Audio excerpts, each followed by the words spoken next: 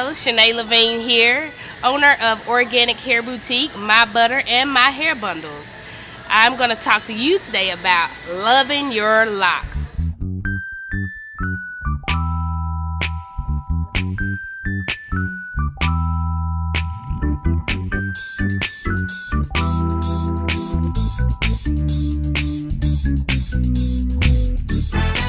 Loving your locks is a gateway to loving yourself.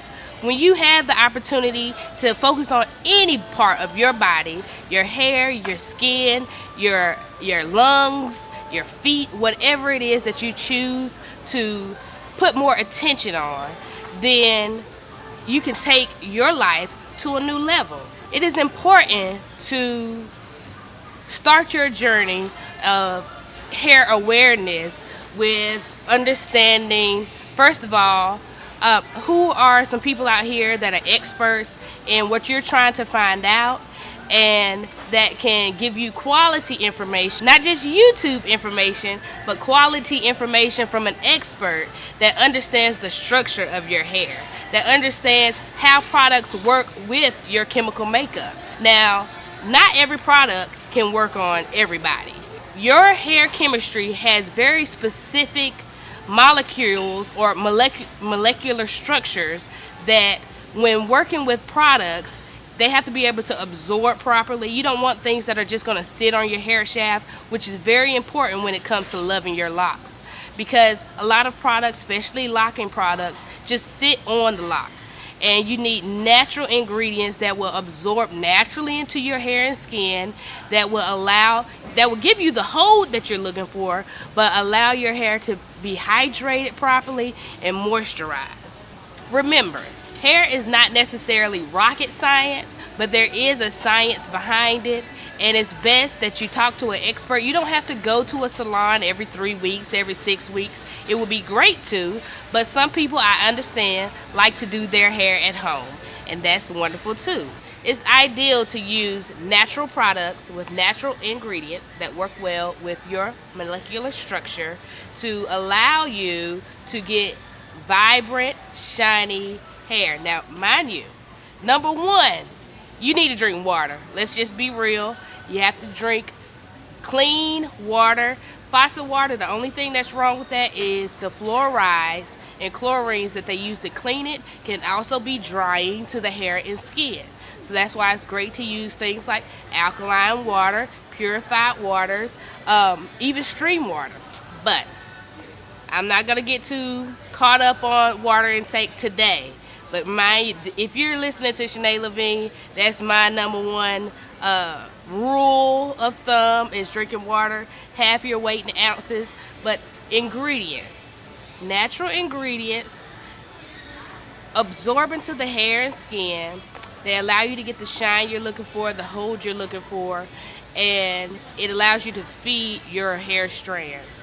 It is important to feed your hair strands. What does that mean? That means oiling your hair 2 and 3 times a week. That means cleaning your hair with proper shampoos, things that don't have parabens and sulfates in them that can be very drying to the hair.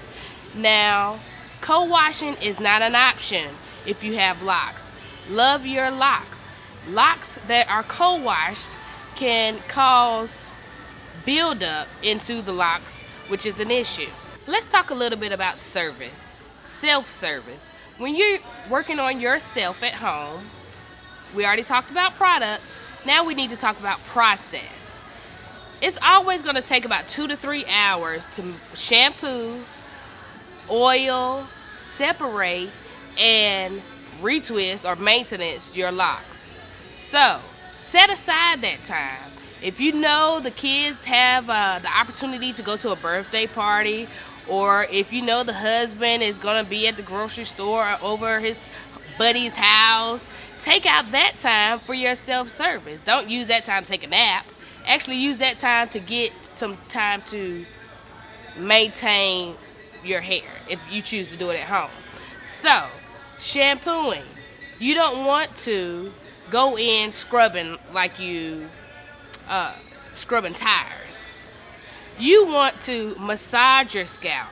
You want to use the balls of your fingertips. Your nails are too much on your scalp and your follicles, your hair follicles. It can damage your hair follicles. I see often when clients come into the salon and they might have a thin spot in the top of their head or on the corners. I know they've been scratching. It's either one or two things. They've been scratching, they haven't been wrapping up their hair. Wrapping up your hair is important, but we'll get to that in a minute. So remember, don't scratch your hair with your nails. You want to use the balls of your fingertips. You can put as much pressure on as you want when you're using the balls of your fingertips, because that's a massage. That gets your hair stimulated, gets your scalp stimulated. And what does that do? Feed your hair. When your blood is stimulated, your blood is feeding your hair follicles. What you put in your mouth affects your blood. What you put on your skin affects that molecular structure again. It's not rocket science, but it is science. Now, it may take time to fill out or create your process. We've talked about shampooing. Now let's talk about oiling your scalp. Oiling your scalp is very important. You don't want to use an oil that's too thick. You don't want to use things like castor oil and olive oil by themselves. If those things are used in products as an ingredient that may cut, things like tea tree oil, which is very strong used by itself, or rosemary oil, which is very strong used by itself, if those things are used in a product to cut that oil, then you're fine. But you don't want to use just castor oil on your hair. You don't want to use just olive oil on your hair. It's best also to think about using oils like sunflower oil. That's a light oil. Almond oil is my absolute favorite for locks because it's very light. It's a nice sweet smell and it absorbs into your locks properly. So we've talked about shampooing. We've talked about oiling your hair. Now we have to talk about styling and maintaining your hair. Once you've gotten through your first hour and a half, because that's how long it's going to take you to shampoo and oil your hair properly and massage your scalp properly, now we need to go into maintenance. Retwisting can be simple, but sometimes it's not. You have to feel through your scalp, make sure you're getting hairs that may have found their way into a different lock where it doesn't belong. And it's great to have two mirrors. It's great to be able to see somewhat of the back of your head because it allow you to create a proper retwist in the back of your head. Now, it's good to use a comb when you're doing this. I'll do a demonstration video at some point showing you that. But right now, I'm talking to you who are already doing this at home. If you're not doing it at home, then you need to be coming to see me. But other than that, either way. So when you're doing your retwist, you don't want to over twist. And I'm going to show you right now what I'm talking about. If you have a lock and you go to retwist it and you grab all the hairs at the roots, are you seeing this? And you twist that lock and you cast that hair around that lock. And you go to palm roll, which is the proper way of doing it. You do not want, you don't want a knot at your root. You want to create a retwisted lock that is smooth, that doesn't have a knot at the root, that will allow you to clip it down if you want to clip it. You can plait it up if you want to plait it up. But if you have that knot at the root, that can cut off the circulation. This is a living thing here. It's connected to your body. Blood feeds it. So you want to not cut off the circulation because that's what causes thinning out of your locks. That's what causes other issues and locks falling off. But remember, don't over twist. Now, if you're going to plait up your hair after that, use a rubber band. You don't want to leave styles in too long. You don't want to leave a style in more than 2 weeks. 2 weeks is the very most you should leave a style in. Why? Because as your hair grows, those hairs that are coming out your scalp start to fuse together and they're trying to create their own little friendship down at your roots, which does what?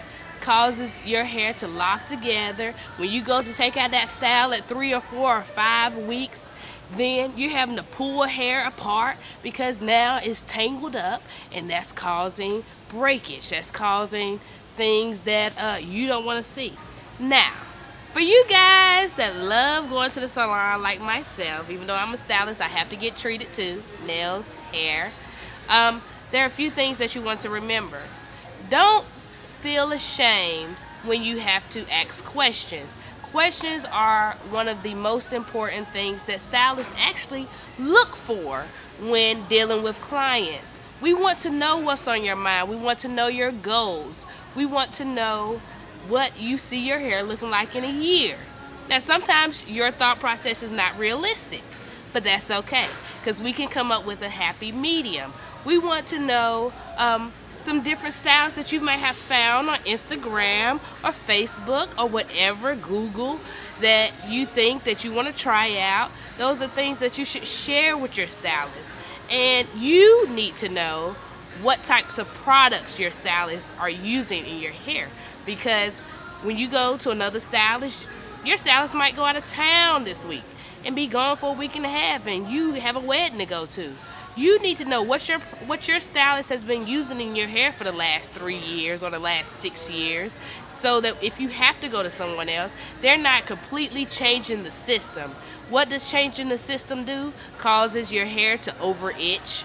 You'll go through a spasm of having dry spots and different things, and you think your stylist does something, when really it's because you took a trip over across town to you know who or whoever, and she chose to put something else in your hair because what?